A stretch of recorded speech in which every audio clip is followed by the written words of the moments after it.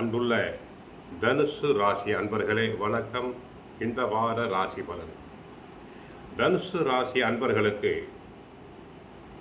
3ஆம் இடத்தில் புதன் ராகு, 4இல் சனி சூரியன் செவ்வாய், 5இல் சுக்கிரன், 7ஆம் இடத்தில் குரு, 9இல் கேது பகவான் சஞ்சாரம் செய்கிறார்.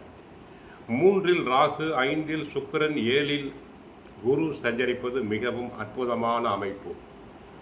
குரு பகவான் தங்களின் ராசியை பார்க்கிறார், மிகவும் சிறப்பு. பண வரவுகள் அனைத்தும் சாதகமாக இருக்கும்.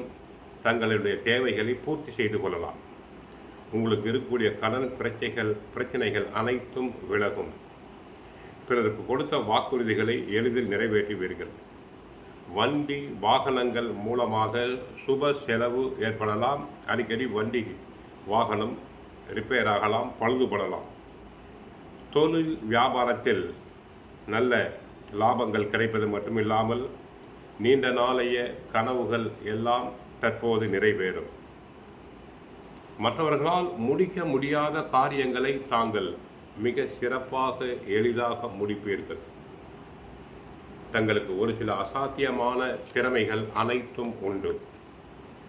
மாணவ மாணவியர்கள் படிப்பில் சிறப்பாக செயல்பட்டு நல்ல மதிப்பெண்களை பெறுவர்.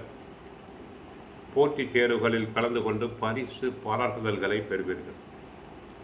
விளையாட்டுத் துறையில் நன்றாக ஈடுபட்டு நல்ல பரிசுகளை பெறுவார்கள்.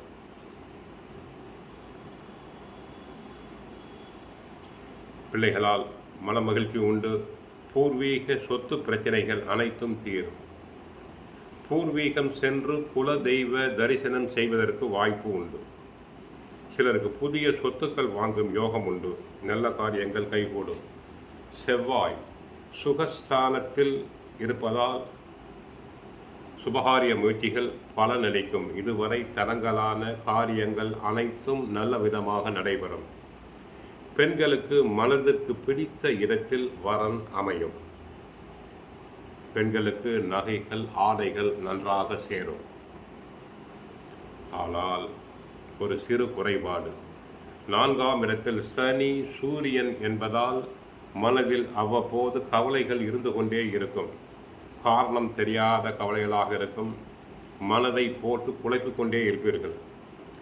சனி செவ்வாய் சேர்க்கை இருப்பதால் பிறருக்கு வாக்குறுதிகளை தர வேண்டாம். ஏனென்றால் வாக்குறுதிகளை நிறைவேற்றுவதில் தங்களுக்கு சிரமம் உண்டாகும். தகவல் தொடர்பில் மிகுந்த கவனம் தேவை. அரசாங்க விஷயங்களில் அலட்சியம் வேண்டாம். அர்த்தாஷ்டம சனி என்பதால் பிறப்பு ஜாதகத்தில் யாருக்கு 8ஆம் இடத்தில் செவ்வாய் இருக்கிறாரோ, கோச்சார சனி தன்னுடைய 3ஆம் பார்வையாக செவ்வாயை பார்த்தால் வாகன விபத்து உண்டாகும். மிக மிக கவனம் தேவை. ஆகவே மறவாமல் செவ்வாய்க்கிழமை முருகனை வணங்குங்கள். சனிக்கிழமை ஆஞ்சநேயரை வழிபடுங்கள். தினமும் சுந்தரகாண்டம் பகவத்கீதை படியுங்கள். நன்மைகள் நடைபெறும். வாழ்க வளமுடன். ஹரே கிருஷ்ணா, ஹரே கிருஷ்ணா.